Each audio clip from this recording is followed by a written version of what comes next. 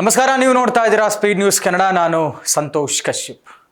ದೇಶದ ಪಂಚರಾಜ್ಯ ಚುನಾವಣೆಯ ಫಲಿತಾಂಶ ಬಂದಿದೆ. ಇತ್ತ ಕರ್ನಾಟಕದ 2 ಉಪಚುನಾವಣೆಯ ಫಲಿತಾಂಶ ಬಂದಿರುವಂಥದ್ದು. ಒಂದು ದಾವಣಗೆರೆ, ಮತ್ತೊಂದು ಬಾಗಲಕೋಟೆ. 2 ಕ್ಷೇತ್ರಗಳನ್ನ ಈ ಆಡಳಿತಾರೂಢ ಕಾಂಗ್ರೆಸ್ ಮೇಲೆ ಒಂದು ರೀತಿಯಲ್ಲಿ ವಿರೋಧವನ್ನ ಬೆಳೆಸ್ಕೊಂಡಿರುವಂತಹ ಮತದಾರರು ಈ 2 ಕ್ಷೇತ್ರಗಳನ್ನ ನಮ್ಮ ತೆಕ್ಕೆಗೆ ಕೊಡ್ತಾರೆ ಅನ್ನುವಂತಹ ಲೆಕ್ಕಾಚಾರದಲ್ಲಿ ಪ್ರತಿಪಕ್ಷವಾದಂತಹ ಬಿಜೆಪಿ ಇತ್ತು. ಇತ್ತ ದಾವಣಗೆರೆಯಲ್ಲಿ ಶಾಮನೂರು ಶಿವಶಂಕರಪ್ಪನವರ ಮೊಮ್ಮಗ ಸಮರ್ಥ ಶಾಮನೂರಿಗೆ ಟಿಕೆಟ್ ಕೊಡಲಾಗಿತ್ತು.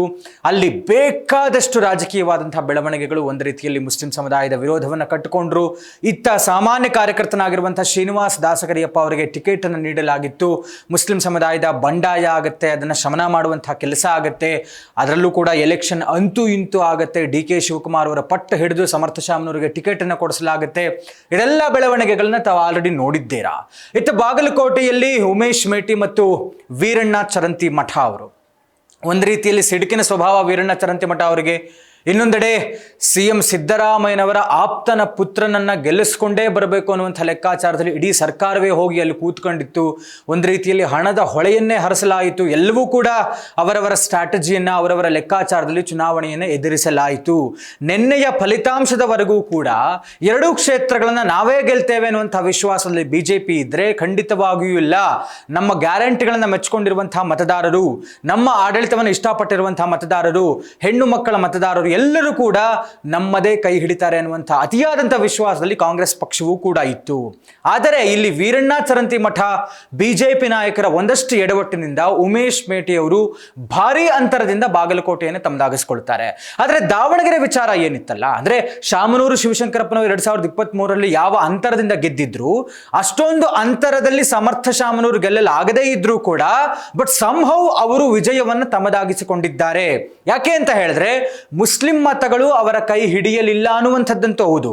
ಅಂದರೆ SDPI ಅಭ್ಯರ್ಥಿ ಮತ್ತು ಆದಿಲ್ ಪಾಷಾ ಅವರಿಗೆ ಒಂದಷ್ಟು ಮತಗಳು ಹೋಗಿದ್ದರೂ ಕೂಡ ಸ್ವಲ್ಪ ಮತಗಳ ಅಂತರದಿಂದ ಶ್ರೀನಿವಾಸ್ ದಾಸಗರಿಯಪ್ಪ ಅವರು ಕೂಡ ಅಷ್ಟೇ ಟಫ್ ಕಾಂಪಿಟೇಷನ್ ಕೊಟ್ಟಿದ್ರು. ಒಂದು ಬಹಳ ವೆರಿ ಲೈಟರ್ ಮಾರ್ಜಿನ್ ನಲ್ಲಿ ಸಮರ್ಥ ಶಾಮನೂರು ತಮ್ಮದಾಗಿಸಿಕೊಂಡಿದ್ದಾರೆ ಗೆಲುವನ್ನ.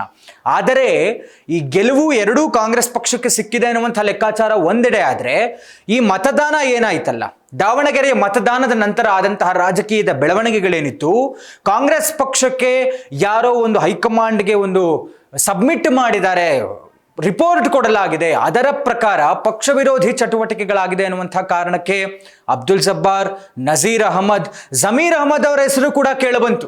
ಅಂದರೆ ಜಮೀರ್ ಅಹಮದ್ ಅವರ ತಲೆದಂಡವೂ ಆಗುತ್ತೆ. ಬಿಕಾಸ್ ಆಫ್ ಪಕ್ಷ ವಿರೋಧಿ ಚಟುವಟಿಕೆಯಲ್ಲಿ ಭಾಗಿಯಾಗಿದ್ದಾರೆ, ಸರಿಯಾಗಿ ಪ್ರಚಾರದಲ್ಲಿ ಭಾಗಿಯಾಗಿಲ್ಲ, ಮುಸ್ಲಿಂ ಸಮುದಾಯದವರಿಗೊಂದು ಸ್ಪಷ್ಟವಾದಂತಹ ಸಂದೇಶ ಕೊಡಲಿಲ್ಲ, ಕಾಂಗ್ರೆಸ್ ಅಭ್ಯರ್ಥಿನ ಬೆಂಬಲಿಸಿ ಅಂತ ಹೇಳಿಲ್ಲ. ಈ ರೀತಿಯಾಗಿ ಬಹಳಷ್ಟು ಚರ್ಚೆಗಳಾಯಿತು.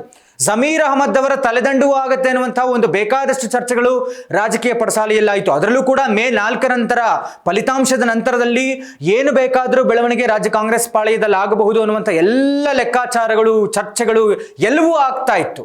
ಈ ಮಧ್ಯೆ ಕೇರಳದ ನಾವು ರಿಸಲ್ಟ್ಸ್ ಅನ್ನು ಗಮನಿಸಬೇಕಾಗತ್ತೆ. ಯಾಕೆ ಅಂದ್ರೆ ಕೇರಳದಲ್ಲಿ 33 ಕ್ಷೇತ್ರಗಳ ಉಸ್ತುವಾರಿಯನ್ನ ಜಮೀರ್ ಅಹಮದ್ ಅವರಿಗೆ ಕೊಡಲಾಗಿತ್ತು. ಅಲ್ಲಿ ಜಮೀರ್ ಅವರು ಬಹಳ ಬ್ಯುಸಿ ಇದ್ರು. ಹೀಗಾಗಿ ಕೇರಳ ಪ್ರಚಾರದಲ್ಲಿ ನಾನು ಬ್ಯುಸಿ ಇದ್ದಂಥ ಕಾರಣ ನಾನು ದಾವಣಗೆರೆಗೆ ಬರಕ್ಕಾಗಿಲ್ಲ ಅಂತ ರೀಸನ್ ಏನು ಕೊಟ್ಟಿದ್ರು. ಆದಾಗ್ಯೂ ದಾವಣಗೆರೆಯಲ್ಲಿ ಒಂದು ದಿವಸದ ಮಟ್ಟಿಗೆ ಪ್ರಚಾರದಲ್ಲಿ ಭಾಗಿಯಾದ್ರು, ಒಂದು ಊಟದಲ್ಲಿ ಭಾಗಿಯಾದ್ರು, ಒಂದು ಸಂದೇಶವನ್ನು ಕೊಟ್ಟರು, ಹೊರಟರು. ಆದರೆ ಇಲ್ಲಿ ಕಾಂಗ್ರೆಸ್ ಗೆದ್ದಿದೆ.